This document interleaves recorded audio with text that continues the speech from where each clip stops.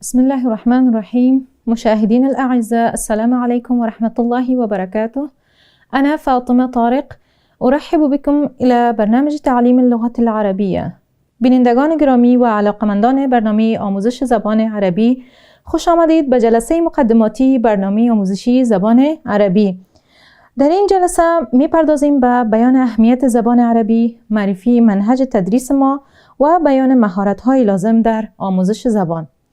چنانچه اهمیت زبان عربی به همه هویداست، زبان عربی کاملترین و زیباترین زبانی است که الله متعال آن را برای وحی و رساندن پیام خود برگزیده است.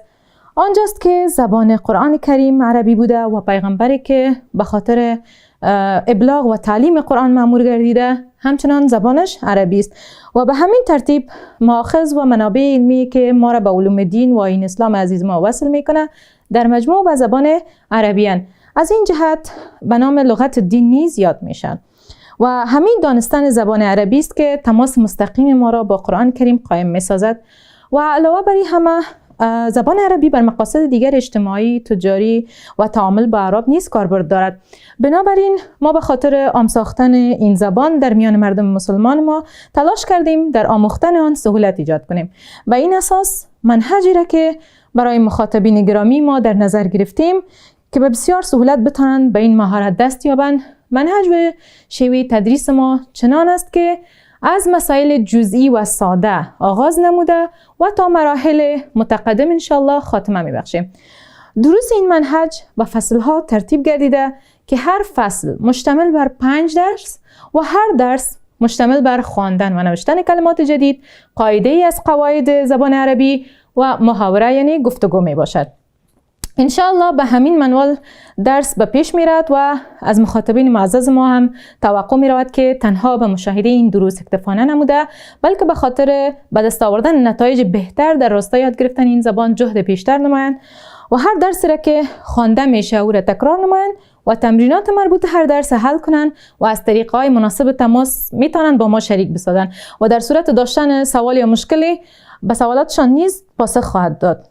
موضوع دیگری که قبل از آموختن زبان عربی باید یادآور شویم است که به خاطر آموختن زبان کسب 4 مهارت لازم است که اون را در زبان عربی به نام المهارات الاربعه نیز یاد میکنند.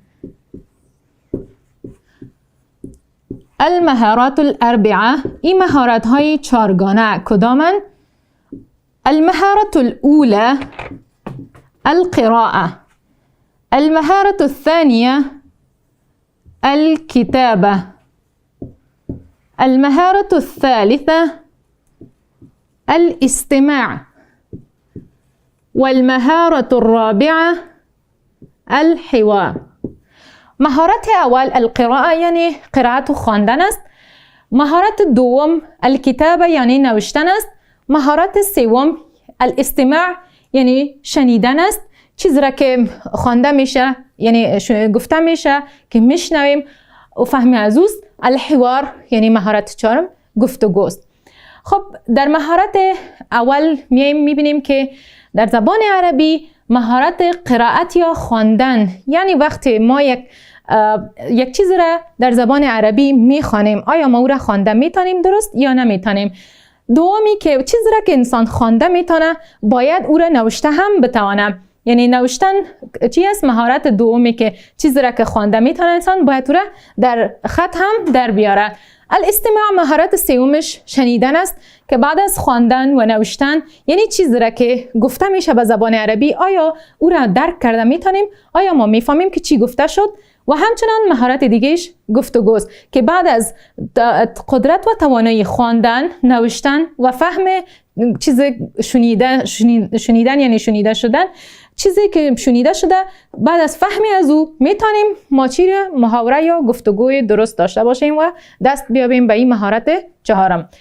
خب تمام این مسائل مقدماتی بود که ذکر شد. این بود مقدمه برنامه آموزش زبان عربی. تا برنامه بعدی یکایک شما را به الله متعال میسپارم. الله نگهدارتان. مع السلامه.